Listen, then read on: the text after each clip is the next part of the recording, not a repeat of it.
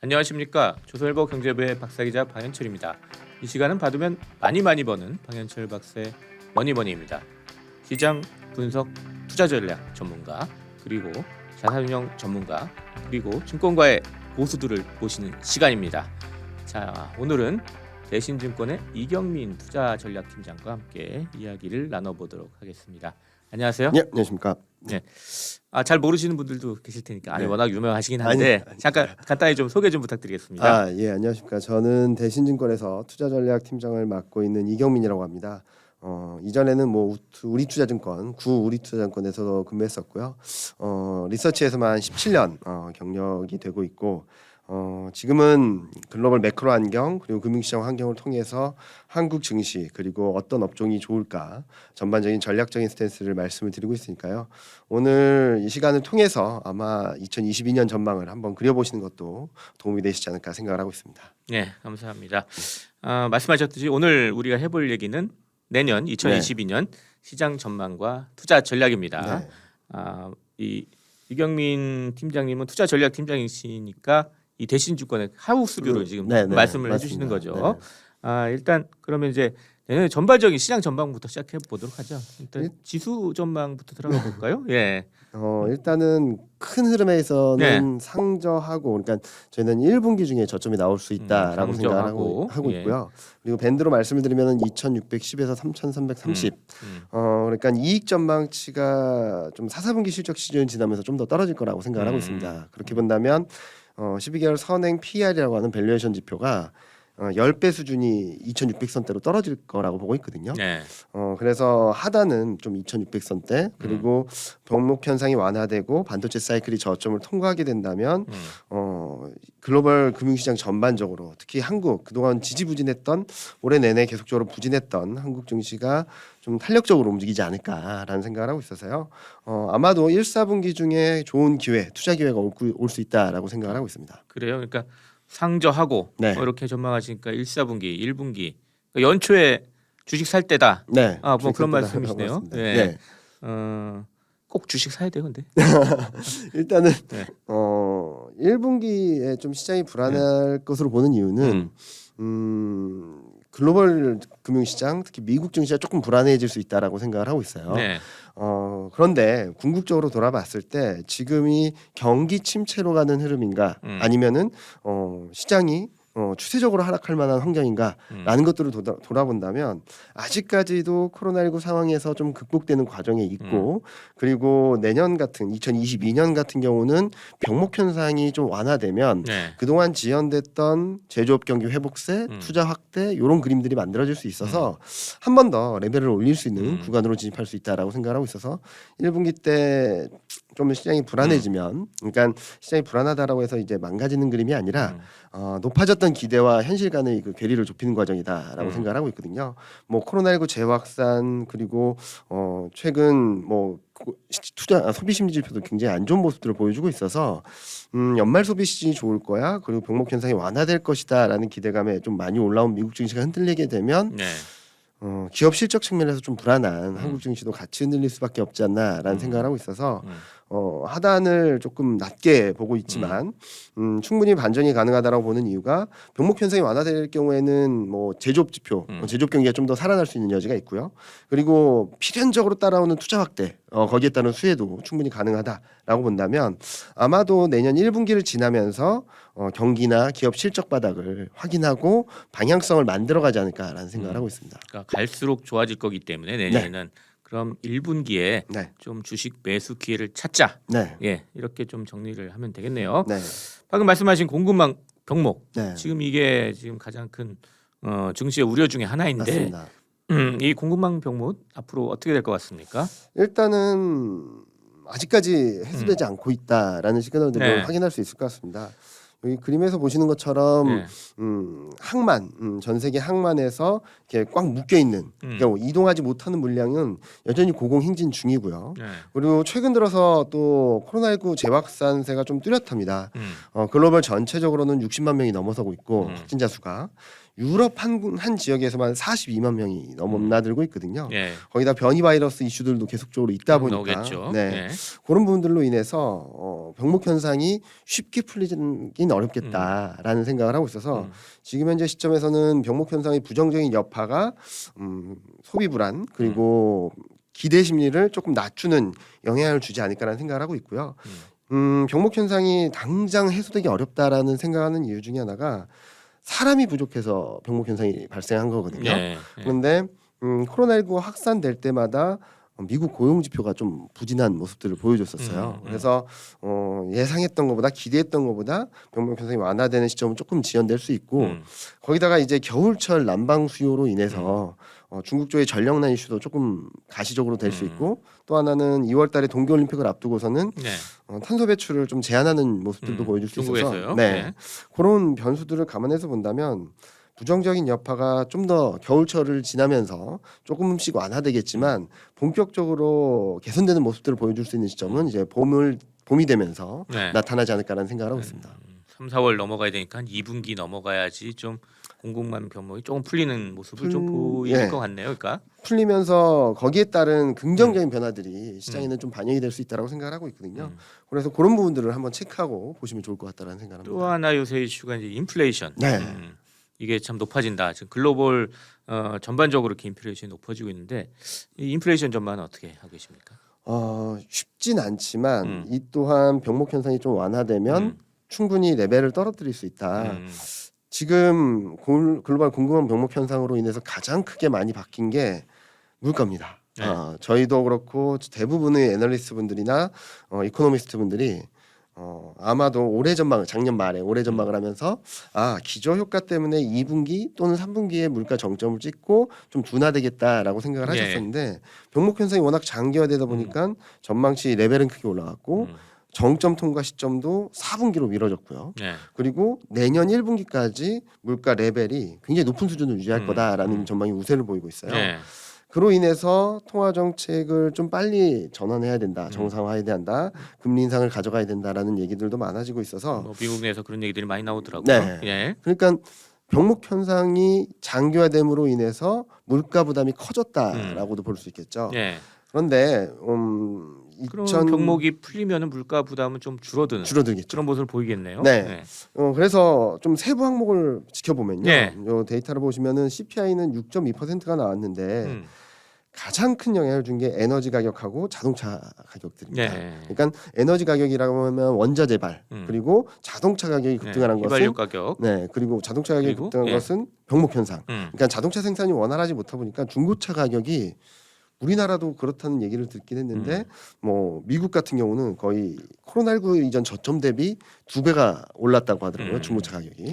그러니까 이 두 가지 팩터가 가장 큰 영향을 줬는데 에너지 가격 같은 경우는 지금부터 쉬지 않고 올라간다고 하더라도 전년 대비 증가율이 11월 달에 정점을 찍고 이렇게 둔화되는 그림을 보여줄 거고요. 이제 병목 현상이 완화되면 중고차 가격이나 신차 가격들이 좀 안정을 찾으면서 물가가 6.2%에서 좀 레벨 다운 될 수 있다라는 전망을 하고 있죠. 그리고 많은 분들이 걱정하시는 것 중에 하나가 주거비라든지 이런 서비스 물가인데요. 서비스 물가는 아직까지 3% 중초반대거든요. 이렇게 본다면 6.2% 물가 레벨이 4% 초반에서 3% 후반까지는 충분히 갈 수 있는 여력이 있다라고 생각을 하고 있어서요. 물가도 아마 올해 4분기가 정점이 되고 내년 2분기부터는 좀 안정되는 모습들을 좀 확인할 수 있을 것 같다라는 생각을 합니다. 그렇게 좀 떨어진다고 해도 여전히 높은 수준일 것 같아요. 그러니까 그 기존의 미국 물가 대비해서는 이전에 봤던 레벨하고는 조금 많이 달라져 있죠. 그러다 보면 이제 미국에서 이제 돈줄 제기, 이제 유동성 축소, 이런 금리 인상, 뭐 이런 얘기들이 계속 나올 것 같은데 이건 내년에 어떤 시점에서 이제 좀 금리 인상이 있을 것 같아요.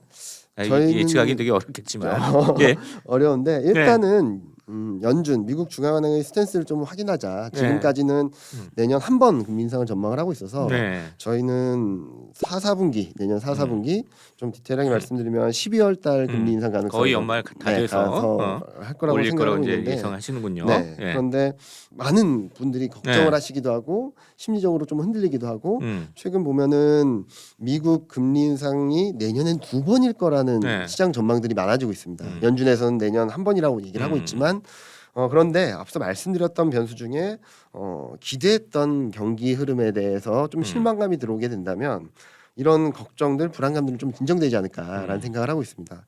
무슨 말씀을 드리냐면 연준의 기준 금리 인상 시점은 좀 앵커 효과라 그래서 4, 4분기로 좀 정해져 있다라고 생각을 하는데 네. 투자자들이 많이 왔다 갔다 하는 거죠. 근데 최근까지는 내년에 2번 금리 인상을 할 거야라는 걱정이 많았다면 경기에 대한 불안감들이 조금 유입되게 된다면 요 금리 인상 전망이 조금 후퇴하면서 어느 정도 시장 기대와 그러니까 연준의 스탠스와 좀 그 눈높이를 맞춰가는 시간이 되지 않을까라는 생각을 하고 있고요. 네. 아마도 내년 1분기 중에 바닥을 통과하는 시점에는 이런 통화 정책에 대한 안도감들이 1차 바닥을 만들어주지 않을까라는 생각을 합니다.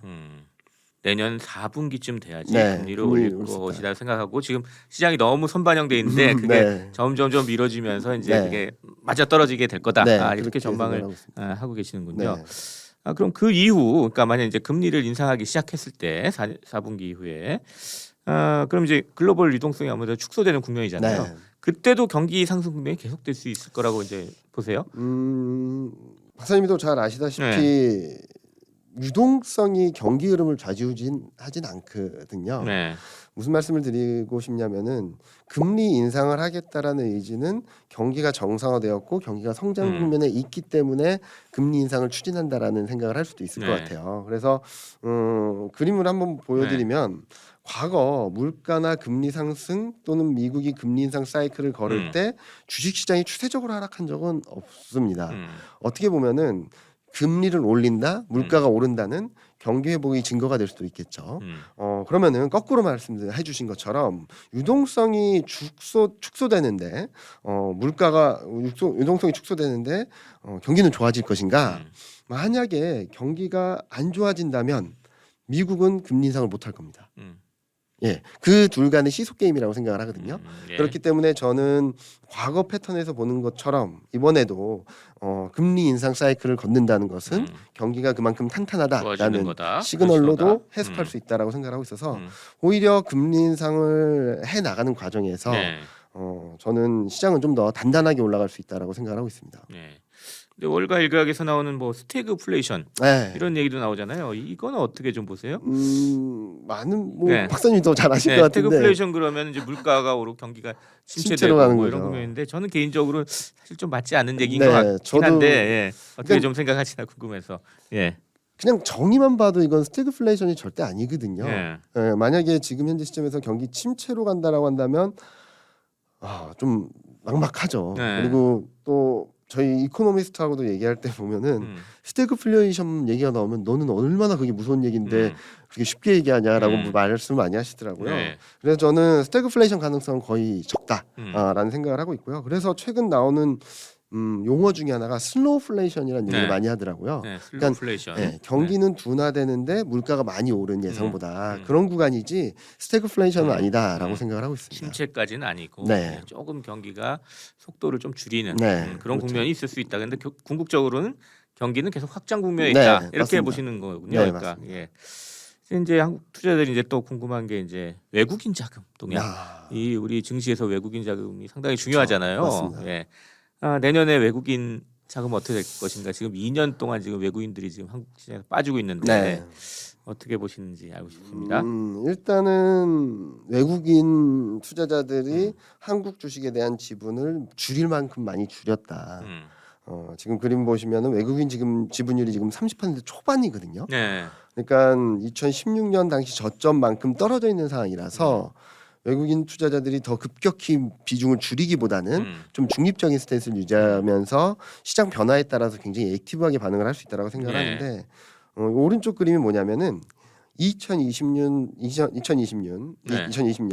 외국인 지분율이 가장 높았을 때 대비 현재 지분율이 얼마나 줄였나를 봤더니 외국인들이 많이 판대를 좀 네. 꼽아볼 수 있겠군요. 네. 그걸 보면. 은행, 호텔 레저, 디스플레이, 유틸리티, 자동차, 에너지, 조선, IT 하드웨어, 필수 소비자 이런 업종들이 있지 않습니까? 네. 근데 뭐 은행이나 뭐 이런 쪽들은 많이 올라서 최근 좀 올라서 줄였다고 하지만 호텔 레저나 자동차나 그리고 뭐 에너지는 뭐 2차 전지 관련주, 뭐 IT 하드웨어, 소프트웨어, 반도체 같은 경우, 미디어 교육 같은 경우도 보면은 위드 코로나 그리고 내년에 이익 모멘텀이 괜찮은 업종들이거든요.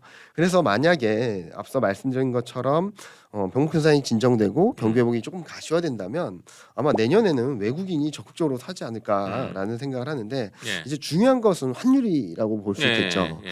많은 분들이 원달러 환율 때문에 외국인이 판다라고들 많이 하시는데 좀 디테일하게 봐야 될 것은 원달러 환율하고 외국인 누적 순매수하고 상관관계를 구해보면 예. 그렇게 높진 않습니다. 마이너스 0.28 정도로 그렇게 상관관계가 그렇게 높지 않은데 외국인이 굉장히 예민하게 반응하는 것은 달러 대비 원화 약세 강도.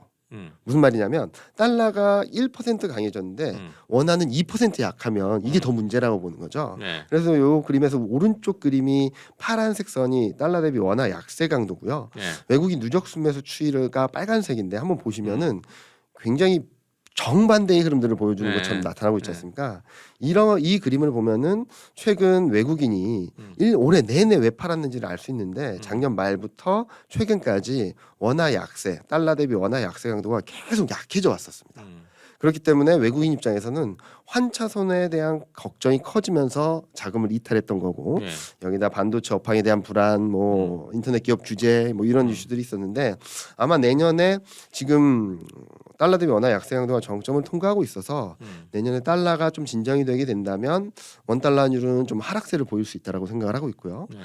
그런 과정에서 반도체 업황 턴어라운드, 병목 현상 완화가 좀 유입되게 된다면 외국인 투자자들의 방향성이 아마 내년에는 바뀌지 않을까라는 예상을 하고 있습니다. 그 외국인 투자자들이 원화 약세의 속도를 중요시한다는 네, 그런 말씀인가요? 맞습니다. 그러니까 네. 그냥 단순히 레벨 이런 거보다 보다도, 예. 네. 그러니까 속도가 너무 빨라지면 원화 네. 약세의 속도가 너무 빨라지면은 외국인 매도가 강해지는 네. 거죠. 우리나라 떠나고 그 네. 속도가 이제 줄어들면은 줄어들면은 다시 들어올 수도 있다. 예. 지금 최근 코스피 시장에서 외국인 투자자들이 11월 달 들어서 순매수를 하고 있거든요. 네.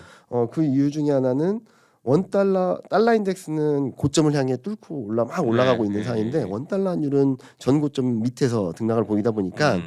달러가 강세를 보이는 것 대비 원화 약세가 좀 제한적이다 보니까 네. 외국인 투자자들의 입장에서는 좀 플레이를 할 수 있는 구간으로 들어왔다라고 생각을 하고 있는데 향후 달러 흐름이나 원달러 환율 흐름들이 조금 더 등락은 보이겠지만 저희는 내년 하반기쯤에는 달러가 조금 진정되면서 네. 외국인 투자자들 입장에서도 조금은 투자할 만한 신흥국, 신흥아시아, 한국 증시에 투자할 만한 여건이 되지 않을까라는 생각을 하고 있습니다. 이건 내년 하반기까지 조금 기다려봐야 네. 하겠네요. 네. 자, 이렇게 해서 이제 쭉 내년 증시 전망을 쭉 해봤는데 이런 전망 아래에서 이 투자 아이디어 이건 어떤 걸 좀 크게 좀 뽑아볼 수 있을지 일단은 요걸 여쭤보고 싶습니다. 예. 매년 좋을 때도 있고 나쁠 때도 있습니다. 음. 그런데 투자 성공 확률이 좀 높은 것 중에 하나는 예. 전년도에 못했던 나라, 못했던 섹터, 못했던 종목들의 모멘텀이 조금 보강되면서 반전이 나타나는 경우가 굉장히 많거든요. 네. 쉽게 말씀을 드리면 작년 말 올해 초까지만 하더라도 한국 증시가 가장 좋았습니다. 작년 11월, 12월, 올해 1월 중순까지 단 2달 반 동안 44%가 폭등을 했거든요. 네. 거기에 따른 반대급부로 올해 내내 좀 부진한 모습을 보여주고 있는데 전 이런 관점에서 내년에는 특히 내년 경기 불안이나 반도체 사이클에 대한 불안감들을 좀 진정된 다음에는 신흥국, 신흥아시아, 한국 증시가 한번 다시 주목받을 수 있는 환경이 되지 않을까라는 생각을 하고 있는데요. 네. 이 그림을 한번 잠깐 보시더라도 좀 그림이 확인되실 것 같습니다. 올해를 보면은 올해 1분기까지는 신흥아시아 쪽의 GDP 성장률이 굉장히 좋았는데 올해 2분기 그리고 올해 4분기 내년 1분기까지는 굉장히 이례적으로 신흥아시아보다 G10 선진국들 GDP 성장률이 높거든요. 네. 그런데 내년 2분기부터 어떤 그림이 만들어지냐면 G10 GDP 성장률은 좀 둔화되는데 반해서 신흥아시아 쪽의 GDP 성장률은 올해 4분기를 저점으로 5%대를 회복을 하고 5%대를 유지하게 됩니다. 네. 그리고 선진국과 신흥아시아 간의 GDP 성장률 격차가 벌어지는 좀 더 신흥아시아 쪽 모멘텀이 강해지는 상대적으로 강해지는 구간으로 들어가서 지금 많은 분들이 미국 투자해야 된다, 미국 투자해야 된다라는 네. 말씀 많이 하시는데 저는 거꾸로 지금부터는 한국 증시에 지금 당장은 아니지만 내년 1분기쯤에는 한국 증시에 좀 더 집중을 하는 투자 네. 전략이 내년 한 해를 바라보는 데 있어서 조금은 더 수익률을 좀 더 높게 가져갈 수 있는 전략적 스탠스가 되지 않을까라는 생각을 합니다. 네. 신흥 아시아 그러면 한국도 들어가지만 또 어디를 한국, 대만 뭐 이런 쪽들이고요. 네. 그리고 베트남, 인도 이런 쪽들인데 중국도 좋을 것 같긴 해요. 네. 근데 최근 여러 가지 리스크들을 안고 있는 상황이고 네. 업종별로 굉장히 격차가 많이 벌어지고 있어서 저는 중국 쪽에서도 뭐 테크 관련된 섹터라든지 이런 네. 쪽들 그리고 전기차나 뭐 신재생에너지 이런 쪽들은 좋다라고 보고 있지만 중국 증시 자체를 보면은 아직까지도 금융업종 비중이 높거든요. 네. 필수 규제 비중이 높고 그래서 시장 전체보다는 중국 테크나 이런 쪽들을 봐야 된다라고 말씀드리고 있습니다. 네, 알겠습니다. 자, 이번 시간에 방현철 박사의 머니머니 대신증권의 이경민 투자전략 팀장과 함께 내년 시장 전망과 투자 전략에 대해서 이야기를 나눠봤습니다. 자, 마지막으로 저희 시청자 구독자 여러분께 마무리 인사 좀 짧게 부탁드리겠습니다. 네, 시장 흐름들을 크게 보시면은 좀 좋을 수 있다라고도 생각을 하실 수 있겠지만 내년 1분기까지 잘라서 보면은 굉장히 불안한 거 아니냐, 너무 약하게 보는 거 아니냐라는 말씀들도 많이 하십니다. 그런데 제가 생각하기에는 큰 흐름에서의 한 번의 기회가 또 온다라는 차원에서 최근에는 뭐 좀 보수적인 관점에서 말씀을 드리고 있는데요. 아마도 내년 1분기를 지나면서 어쩌면 좀 더 빨라지거나 조금 더 늦춰질 수는 있어도 바닥권에서 아마 투자를 적극적으로 하신다면 또 한 번의 큰 기회를 맞을 수 있다라고 생각하고 있으니까 지금 변동성을 잘 피하시고 지키는 것도 투자하다라는 생각을 하시면서 매매 전략을 잘 펼쳐 나가신다면 좋은 2022년이 될 수 있다라고 생각하고 있고요. 이런 과정을 뭐 이런 유튜브 방송에서도 함께 하시면서 호흡을 같이 하시면서 대응 전략을 면밀히 짜나가시면 좋을 것 같다 생각을 하고 있습니다. 네, 감사합니다. 지금까지 함께해 주신 대신증권의 이경민 투자전략팀장 그리고 저는 조선일보 경제부의 박사기자 방현철이었습니다. 그럼 다음 시간에 뵙도록 하겠습니다. 감사합니다.